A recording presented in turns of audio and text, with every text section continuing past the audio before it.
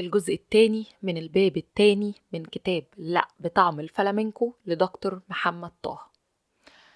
لعبة الحب المستحيل. اللعبة دي بيلعبها 2 في منتهى الذكاء وفي منتهى الغباء في نفس الوقت. هنا في 2 بيحبوا بعض، بيدوبوا في بعض، مش قادرين يستغنوا عن بعض، لكنهم في نفس الوقت مستحيل ياخدوا خطوة واحدة لقدام في علاقتهم. في ثقافتنا ومجتمعنا اسمها مستحيل يتجوزوا، يعني في صعوبات وعوائق كتيرة جدا واقفة في طريقهم وهم بيحاولوا يتغلبوا عليها دون أي جدوى. وخلي بالك من دون أي جدوى دي. طيب ودي فيها إيه؟ فين اللعبة؟ أقول لك أنا فين اللعبة.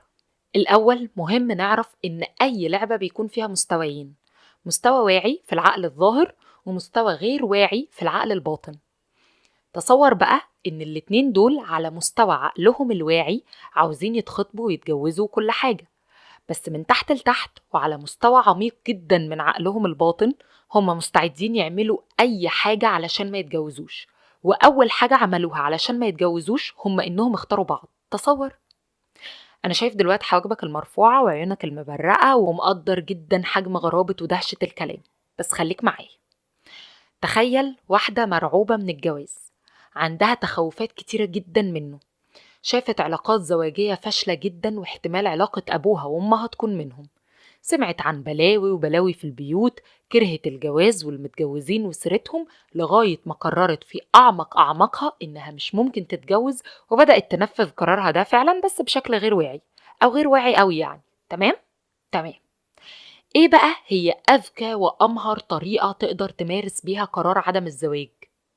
الطريقة دي هي لعبة الحب المستحيل. يعني تختار واحد تحبه وتقرب منه وتديله قلبها، بس الواحد ده عنده ظروف معينة تمنعه من انه يتجوزها، منها مثلا انه يكون متجوز ومخلف وعنده عيال، او في ثقافتنا يكون من دين غير دينها، او يكون في فرق سن شاسع بينهم وبين بعض، او يكون مش مستعد للجواز دلوقت، او عنده اي حاجة تخلي زواجه بيها مستحيل، او تخلي اهلها يرفضوه او اهله يرفضوها، او الاتنين مع بعض. طيب هي تعمل كده في نفسها ليه؟ علشان هي مش قادرة تواجه نفسها بقرار عدم الزواج اللي جواها، فتبقى عملت اللي عليها قدام نفسها. اهو اديني حبيت وسلمت قلبي بس الموضوع صعب، اديني قاومت وحاربت علشان اللي بحبه بس المشكلات اكبر من قدرتي، اديني صبرت واستحملت واستنيت بس ما نلتش اي حاجة. طبعا انا ما عنديش اي مشكلة مع فرق السن او الثقافة او المستوى الاجتماعي او غيره، بس أنا هنا بتكلم عن اختيار ده كجزء من قرار داخلي بعدم الزواج، مش اختياره الواعي والمسؤول من أجل الزواج. واحد تاني عنده عقدة من الجواز أو خوف من الالتزام والتأييد والمسؤولية، أو زي ما قلنا fear of commitment، بس عنده احتياجات نفسية وعاطفية للحب والود والاهتمام، فيقرر برضه من جواه إنه ما يتجوزش. وتكون طريقته الذكية جدا والغبية جدا في الوقت نفسه هي إنه يختار واحدة مستحيل ينفع إنه يتجوزها أو إنها تتجوزه.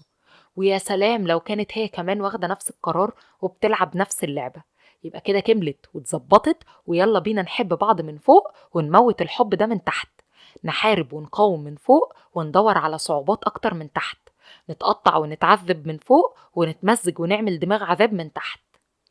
اللعبة دي عاملة بالظبط زي أعراض الهستيريا اللي بتكون عند حد مليان حزن وقهر وغضب، فيقرر عقله إنه يشيل إيده مؤقتا، فيبقى قدام نفسه اتعصب وغضب وعمل اللي عليه، بس عدم قدرته على تحريك إيده هو اللي منعه من أخذ حقه. أو اللي عاوز يصرخ بصوت عالي ويعبر عن غيظ وحنق، فيقرر عقله إنه يكتم صوته ويوقف لسانه شوية، فيبقى برضه حاول قدام نفسه يطلع اللي جواه بس صوته راح وما قدرش يقول كلمة واحدة. معذور، مش بإيده. وسيلة نفسية دفاعية مفيدة جدا بس في وقتها ومناسبتها. لكن اللي مش مفيد أبدا هو إننا نعمل ده مع بعض باتفاق خفي غير معلن هدفه تعطيل الحياة ووقف الحال، ونقول لنفسنا إننا بنحب بعض وهنموت على بعض وبنعمل كل اللي علينا وإحنا من جوانا مش عاوزين نتحرك من مكاننا. أصعب ما في اللعبة دي هو إن اللي بيلعبوها بيتمسكوا ببعض جدا، بيكونوا ما صدقوا لقيوا بعض، وده طبعا لأنهم بيحققوا قرارات بعض وبيكملوا الأجزاء الناقصة من سيناريوهات بعض المكتوبة داخلهم من سنين. والأصعب إن هما الاتنين بيعملوا ده وهم مش واخدين بالهم ومش واعيين بيه على الإطلاق، وهنا الغلب الحقيقي. الغلب الحقيقي هو إنهم بيضيعوا سنين طويلة من عمرهم وهم فاكرين إنهم ضحايا لظروف قاسية، وإنهم بيحاربوا ويقاوموا ويتحايلوا ويلفوا ويدوروا وهم بالظبط زي اللي بيضرب دماغه في الحيط، وإنهم متوهمين إن قصتهم هي إحدى أصعب قصص الحب والرومانسية في التاريخ، وفي الحقيقة كل ده سراب. طبعا في أشكال تانية كتير لممارسة قرار عدم الجواز اللي ورا اللعبة دي، زي إني أتلكك لأي حد يحاول يرتبط بيا رغم إني فاتحة الإشارة الخضراء للارتباط، أو إني أول ما حد يرتبط بيا أبدأ علاقة مع حد تاني، أو إني أدخل اللي هيرتبط بيا في اختبارات نفسية صعبة جدا هدفها تعجيزه وإفشاله. أنا عارف إن الكلام ده مؤلم والرؤية دي مزعجة، خاصة للي هيشوف ده في نفسه ويكتشفه وهو بيقرأ دلوقتي. بس إذا كان الكلام مؤلم، فالسكوت والاستمرار بالشكل ده مؤلم أكتر، وإذا كانت الرؤية مزعجة فالعمى مزعج أكتر، وإذا كان الاكتشاف مرعب فالنزيف اليومي البطيء مرعب أكتر. لما تختار، اسأل نفسك وانت في كامل وعيك أنا اخترتها ليه؟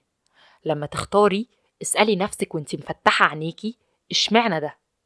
جاوبوا بصدق وبأمانة وبمسؤولية، وشوفوا بوضوح وجرأة وشجاعة، علشان الخسارة هنا هي الأفدح على الإطلاق. لعبة أمل حياتي. معقول؟ هو الأمل ممكن يكون لعبة؟ طبعا، كل حاجة ممكن تكون لعبة لما تتعمل في غير مكانها وفي غير وقتها. الأمل شيء جميل ومطلوب ومهم.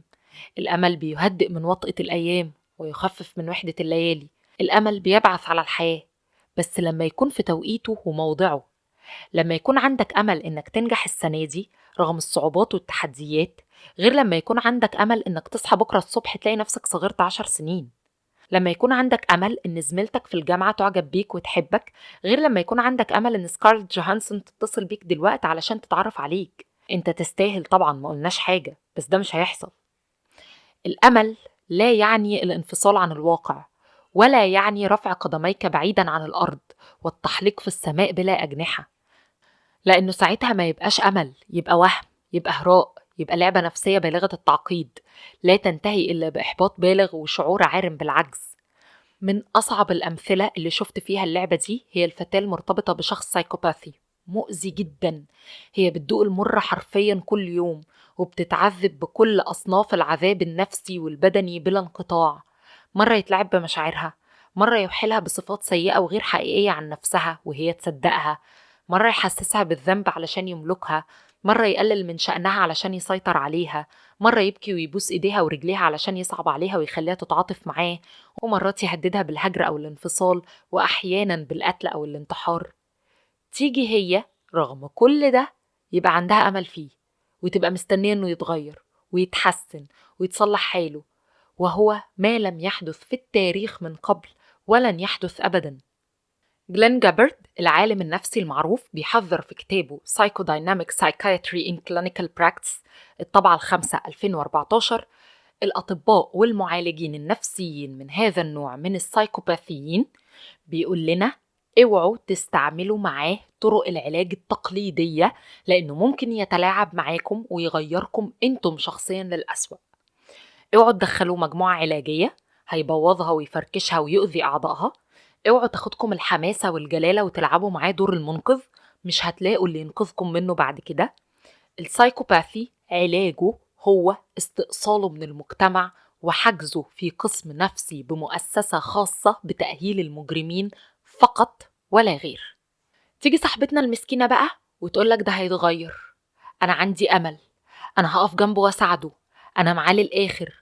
مش انت يا دكتور قلت إن ممكن علاقة واحدة في حياة البني آدم تشفيه وتعالجه وتغيره؟ يا ستي قلت، بس جيت عند ده بالذات وقلت يا إما تاخديه على الدكتور النفسي فوراً، أو مش هقولك خدي ديلك في سنانك واجري، لأ، سيبي ديلك واجري بكل سرعتك. واللي انتي ما تعرفيهوش إن الدكتور النفسي مش هيعرف يعالجه وكلكم هتصابوا بالإحباط. نفس المشكلة مع اللي حط أمل في الارتباط بشخص عنده مشكلة في تحمل المسؤولية ومش عاوز يتعالج ومش بيسعى للتغير، أو اللي كل شوية يبعد ويقرب، أو اللي بيبعت رسائل مزدوجة وهي ما زالت مصرة إنه لسه في أمل. الأمل المبالغ فيه يؤدي إلى الإحباط. من الأمثلة التانية الصعبة جدا هي إنك تحط أمل إن وضعك المادي أو الاجتماعي يتغير وانت مش بتسعى لكده وما عندكش خطط واضحة لده ومفيش أي مؤشرات حقيقية ولا واقعية عليه، وتفضل قاعد مكانك مستني جنب الحيط وباصص في الفراغ، والمشكلة تبقى أكبر لو في معاك عيلة أو ناس مسؤولين منك عندهم حلم متوقف على حلمك وأمل مبني على أملك، وكلكم في انتظار المعجزة اللي مش هتحصل أبدا. الأمل غير المبني على قواعد ثابتة يؤدي إلى العجز. انت عارف كم واحد في مصر كان عنده أمل إننا نفوز بكأس العالم بعد صعودنا إليه بطلوع الروح؟ مش إننا بس نطلع الدور التاني؟ ويقولك أدينا بنحلم، خلي عندك أمل، هو في حاجة بعيدة على ربنا؟ لا طبعا، مفيش حاجة بعيدة على ربنا، بس ربنا عمل لكل حاجة مقادير وأسباب، حتى الأمل، حتى الحلم. الأمل في غير موضعه وهم، الأمل في غير توقيته حماقة، الأمل في غير جرعته قد يكون ساما. لعبة مين هيمسك الكنترول؟ أقدر أقول وبكل أسف إن معظم العلاقات اللي بندخلها في حياتنا بتكون اللعبة دي جزء منها، وهي لعبة قائمة على سؤال بسيط جدا: هو مين اللي هيمسك في إيده الكنترول؟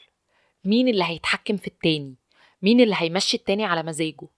في أشكال ظاهرة وواضحة لممارسة اللعبة دي، وفي مجتمعنا تكاد تكون بكل أسف برضو بديهية. بمجرد ما واحد يرتبط بواحدة يبدأ يقول لها اسمعي كلامي، البسي كذا وما تلبسيش كذا، كلمي ده وما تكلميش ده، غيري صورة بروفايلك على الفيسبوك وحطي صورتي، ما تتأخريش بعد الساعة 10 الصبح، أقصد 10 بالليل، وعينك ما تشوفش إلا النور. وطبعا لو هي تجرأت واعترضت أو حتى سألت يقول لها أنا مش بحب المناقشة، ما تتعامليش معايا الند للند، ولو اختلفت معاه يبقى المركب اللي ليها رئيسين تغرق، ولازم نتفق من دلوقت إن من حقك تقولي رأيك لكن كلامي أنا اللي يمشي في الآخر، مش أنا الراجل.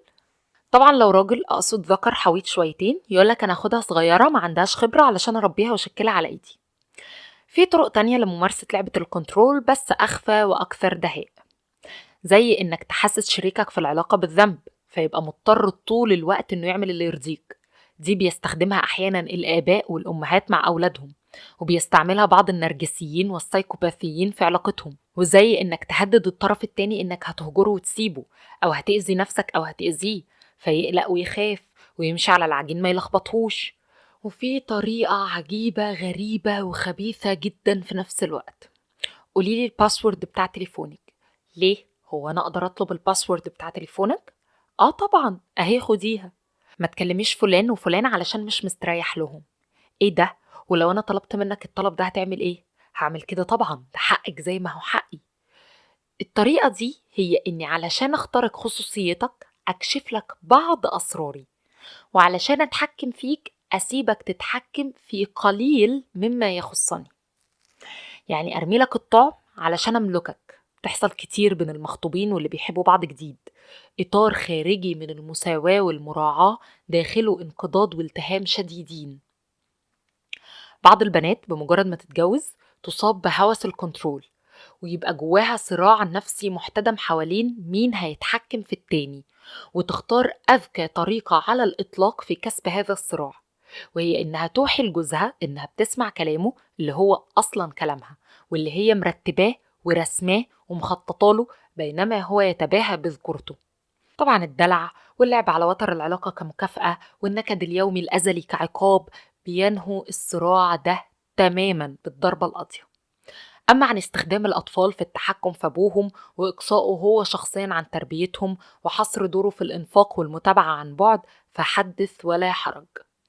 الستات اضطرت إنها تبتكر وتطور لنفسها عدد هائل من الألعاب النفسية لمجرد العيش بسلام في هذا المجتمع العظيم.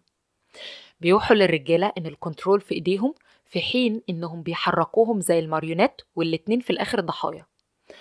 العلاقات مش خناقة، مش صراع، مش حرب. سيبوا الكنترول وامسكوا إيد بعض. لعبة خد وخد. هنا انت قدام حد بيدي وبس، بيدي طول الوقت، بيدي على الفاضية والمليانة، ومش بس بيدي للناس اللي بيحبوهم ويحبوه، لأ، ده بيدي أكتر للناس اللي هو واثق إنهم مش بيحبوه، الناس اللي بينه وبينهم خلاف، اللي كل شوية يتخانقوا معاه ويتخانق معاهم. طيب وفيها إيه؟ فيها إيه لما الراجل يدي ويصرف على مراته وولاده بكرم وسخاء؟ فيها ايه لما الست تدي وتتعب نفسها في شغل البيت وتضحي في سبيل جوزها وعيالها؟ فيها ايه لما اتصل بحد في بيني وبينه مشكلة واسأل عليه باهتمام شديد؟ فيها ايه لما اضحك في وش صاحبتي اللي انا لسه متخانقة معاها امبارح؟ طبعا ما فيهاش اي حاجة، بالعكس، كل ده كويس جدا ومليان طيبة وكرم وحسن معاملة واخلاق. بس لو وقف لغاية هنا وما كانش هو الخطوة الأولى للعبة نفسية خطيرة جدا. إزاي؟ لما الراجل اللي بيصرف على مراته وولاده بكرم وسخاء يبدأ يقول لها طالما أنا بصرف عليكي يبقى تسمعي كلامي، أو ما تطلبيش مني أساعدك في البيت، أنا بشتغل أهو بجيب فلوس، أو ما تتعامليش معايا راسك براسي أنا اللي بصرف عليكي. وبعدها يقول لأولاده طول ما أنت في بيتي وبصرف عليك يبقى تسمع الكلام، أو لما تشتغل وتصرف على نفسك يبقى اعترض على كلامي، أو لما تتجوزي وتلاقي حد يصرف عليكي ساعتها يبقى ليكي رأي. لما يقول ويعمل كل ده تبقى الحكاية مش عطاء ولا كرم ولا سخاء، الحكاية تبقى من يتبعه أذى، ويكون كل الصرف والكرم والبذخ ده لو كانوا بيصرفوا أصلا هو الخطوة الأولى من لعبة بالغة الدهاء، خطوتها التانية هي الإذلال والاستغلال. لما الست اللي بتتعب نفسها في شغل البيت وتضحي في سبيل جوزها وعيالها تيجي تقول لهم محدش فيكو حاسس بيا، انا ضحيت بنفسي علشانكو، انا ضيعت حياتي علشان خاطركو، انا دفنت نفسي بالحياة علشان تعيشوا، يبقى الموضوع مش تعب ومجهود كده لوجه الله، لا، ده فخ في منتهى الذكاء مستني حضرتك تقع فيه بكل اريحية. لما اتصل بحد في بيني وبينه مشكلة واسأل عليه باهتمام شديد ده ممكن يكون فعلا كرم اخلاق مني، بس لما اجي تاني يوم واقول ده انا بسأل عليه وهو مش بيسأل عليا، ده انا اللي بدأت بالسلام وهو لا، انا كده عملت اللي عليا وهو زي ما هو، يبقى دي لعبة.